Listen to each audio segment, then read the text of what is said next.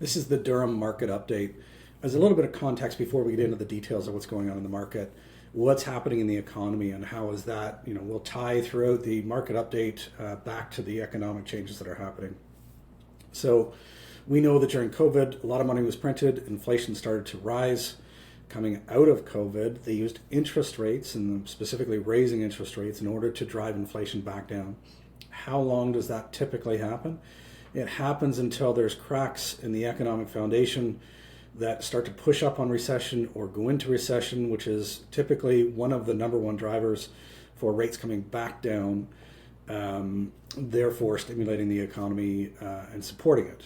And so what do we see right now? We see lots of cracks in the economic foundation. We see unemployment is up, corporate insolvencies are up, foreclosures are up, defaults are up. Lots of evidence of cracks in the economic foundation. So are we at the bottom of the valley? Well, we'll see. There's very strong alignment at this point between the Bank of Canada, and economists are even more bullish on this, that rates are going to keep dropping consistently and pretty much at every 6-week interval through to the spring, if not the summer of 2025, driving down to the 3% or 2.5% range. CIBC just pushed something out saying that they think there's going to be jumbo rate cuts starting in December. The reason why economists are forecasting this is because the cracks in the economic foundation are big enough that they're theorizing that the Bank of Canada is going to be more aggressive than what they're forecasting, because it's a balancing act. They don't want the economy to go into a recession or into a bad recession. They want to drop rates in order to avoid that, while doing it steadily enough to not kind of drive inflation back up. That's the balancing act, essentially. So what did we see very recently? CMHC just announced that the max mortgage rate goes from $1 million to $1.5 million. That's a significant change, as do the number of people that qualify for CMHC. Initially, apparently the press release looked like it included investors. Maybe that's not the case. Does include pre-cons, though, and first-time home buyers. So, there's theories around this change that looks like the Fed's being nervous about the cracks in the economic foundation, making this change in order to make buying in a market that's as densified as the GTA more possible. Not just the GTA, but that's the one that we're talking about here. And so we've got rate drops looking like they're going to be consistent and if not and persistent, if not aggressive. We have a lot of pent-up demand. There was a housing crisis before the population exploded, which it definitely has over the last 18 months. Although they're pulling back on that a little bit. And we've got CMHC loosening up on their guidelines in order to make affordability. Amortizations was the other thing CMHC announced, not just 25 but 30-year AMs. And so we're going to get into this in a lot more detail in the economic update that we're going to do. But for now, that's important context when we look at what's going on in the market. So let's dig into that. Okay, so first we'll start with new listings across Durham and broken down by area within Durham and by month. Okay, so a lot of what we see here is seasonality. So spiking up in October of 2023 to 1761 new listings. This is not active, but new rather.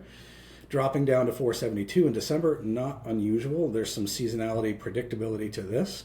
And then steadily increasing through to the summer, peaking out at 2232 of new listings in the month of June of 2024, and then dropping over the summer months. What we anticipate from here? More than likely, especially with the rate drops happening, we'll likely see that seasonal increase and pick up through the fall, and then obviously a drop in December, which is just normal, but we would anticipate over the next 2-3 months that we would see an increase. So we'll get into this a little bit more, but generally speaking, especially when we show the number of active listings versus the number of sales, and that delta being fairly big right now, it's interesting. The last 3 drops that happened in June, July, September haven't really created buyers coming off the sidelines. So buyers are holding off a little bit. Sellers are entering the market.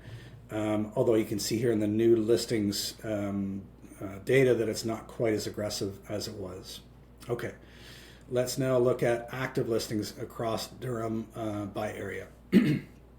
Very similar, just not quite as volatile, especially as you head into July and August of 2024.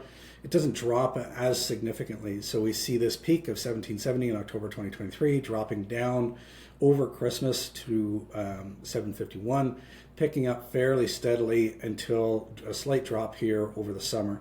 So active listings not tailing off. What does that tell us? It tells us that listings are sitting on the market a little bit more, which we'll see shortly in days on market. So listings are sitting on the market a little bit longer, right? Again, we'll show that in the next graph. So listings, this is active listings year to date versus previous year to date. So generally speaking, last year we saw active listings higher through the fall, headed into December, dropping significantly down into over December into January, and then picking up again steadily. Last year, the active listings weren't quite as high as they are this year, though. So we see an inverse relationship between the fall of 2023 and spring and summer of 2024, in that this year active listings are higher. Again, that's not too much of a surprise. Sellers who need to sell need to get on the market. Buyers are not quite jumping in at the same pace, even though there's a lot of pent-up demand. The 0.25 rate cuts over June, July, and September weren't enough to kind of stimulate and get buyers off the sidelines and moving as quick. Now, that'll mean something in terms of when you're buying, it's more of a balance to buyer's market right now. On top of that, though, there's specific strategies that you use when you're out there buying. For sellers specifically, though, there's strategies, and we'll get into that here in a moment. What do we do with this data as it relates to buying or selling and residential versus investing? That's kind of part of the important interpretation of what's happening here. Okay, so this is listings year to date versus previous, trending very similarly, like not a huge delta, but an inverse relationship, again, fall of 2023 versus spring and summer of 2024. So now let's look at listing price to sales price. This essentially, so this is a percentage, just to call this out. 99%, meaning that, as we headed from summer into fall of 2023, properties were going slightly just over the list price and then dropped to just under the list price. That stayed that way until January, and then it trended upward into the spring of 2024, where properties were selling just over the list price, roughly on average 104%. And so now we see it dropping through the summer back into to kind of just essentially on average dead on 100%, a relationship between list and sold price being very balanced. The trend line we see here is that it's roughly getting more aggressive, meaning just slightly over list price, generally speaking, over time. It will be very interesting to see what happens over the fall. That'll be the very interesting part, especially with everything that we covered at the beginning in terms of what is happening right now with the changes in the bank rates, the CMHC, the pent-up demand versus the cracks in the economic foundation. But also, what is the fall going to reveal as it relates to sellers who need to sell, need and or want, and buyers, and when is their readiness going to show itself in terms of entering the market and creating that demand and that upward price pressure. Okay, so average days on market. This is what we alluded to just a moment ago. So we see days on market 15 in August 2023, trending generally upward to January, where there are 33 average days on market for January 2024. Natural to see this dropping down to 14 roughly in April of 2024, and then starting to trend back up to 23 days in August of 2024. So this 23 days and trending back up is what we noticed earlier, which is that the overall active listings is higher, and you'll see this in a subsequent chart as well, higher than the pressure on sales. Okay, so that's what drives or kind of produces that days on market trending up. Okay, average price versus average sale price versus previous year. So we can see it in the previous year in the summer and fall of 2023, the average price was around 1.05 million across all of Durham, trending down to 907 in this year, and then getting fairly balanced actually throughout January, throughout the spring market. This is where we saw a bit of a spring market, and that started to dissipate as sellers entered the market faster than buyers were willing to put pressure on it. And so we see it fairly balanced last year versus this year throughout these months. And then we see again a trailing off. So inventory picking up without buyer demand matching it or surpassing it. And that's why we see, some price drops happening as we enter into summer months. Not surprising because it's summer, but relative to last year, a little bit more aggressive. So right now, as of August 2024, last year, average price 949, this year 907, roughly a 40K drop in the average price year over year. Now let's look at the months of inventory between July and August of 2024. Sorry, the price change. So month over month, we see most markets down, with the exception of Brock, Pickering, and Oshawa within the Durham region. So Brock topping it out at 7.8, Pickering with an increase of 5.5, Oshawa with just a slight increase of 0.6, and then Ajax, Clarington, Whitby, Scugog, and Uxbridge dropping relative to the indicators on the chart: 1.5, 1.8, 3.9, 5.5, and 11.6 for those drops across, again, Ajax, Clarington, Whitby, Scugog, Uxbridge. So that's the month-over-month change from July to August in the average price. Now let's look at average price by area.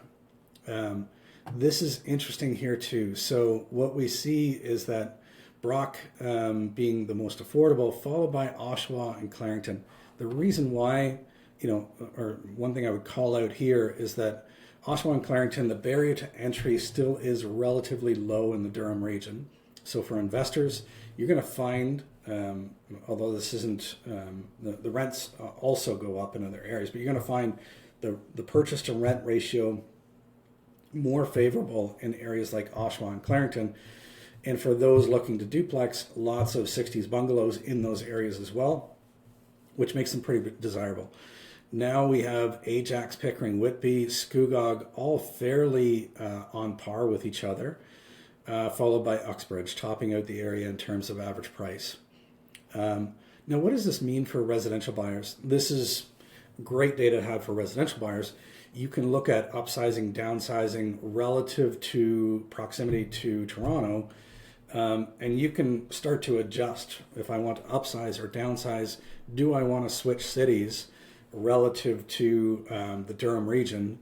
And if so, now I can pick my price point, again, depending on whether I want to upsize or downsize, and then you would formulate buyer and seller strategies from there, depending on which area you're going to move to and from. Okay, so number of active listings versus total sales. This is also a very telling set of data. So we see, generally speaking, when you're looking at this, the bigger the gap between active listings and total sales, the more of a buyer's market you're headed into. The smaller the gap, the more of a seller's market you're into. And so when we see here in the fall of 2023, we've got a bit bigger gap. You're pushing more onto a buyer's market in that particular time frame. Headed into the spring of 2024, we see it, the pressure increase quite a bit. Inventory is low relative to the pressure on sales. Headed into later into the spring and through the summer, again, we see a big uptick in the amount of active listings and a drop in the pressure on sales. This is what pushes things into a balanced or tipping over into a buyer's market. Interesting to see here that, again, June, July, September, that's already happened. Rate drops 0.25, so not huge, but a consistent rate drops in each interval, not really impacting the buying pressure just yet. We'll see what happens in the fall. Now let's look at the absorption rate. So this metric is designed to tell, roughly speaking, are we in a seller market? Are we in a balanced market? Are we in a buyer market? And that's what these two horizontal lines are. At around 55% or greater, you're in a seller's market. At around 35% or lower, you're in a buyer's market. And in between, you're somewhere in a balanced market. So we can see across the different regions in the Durham region that we're starting to push down toward balanced, if not dropping into a buyer's market, generally speaking. And let me give you the overall Durham area right here. So you can see that aggregated across Durham, looking at all different markets, it has, just crested below the 35%, so pushing down into a buyer's market. So generally speaking, what does that mean? Sell if you need or really want to, otherwise it's smarter to hold off. For buyers, it is still a very strong time to get in, especially given the CMHC change that just happened. Okay, so for investors, longer term buy and hold investors, the rule of thumb is don't sell unless you need to. But to be fair, how do we define need or really want to sell as an investor?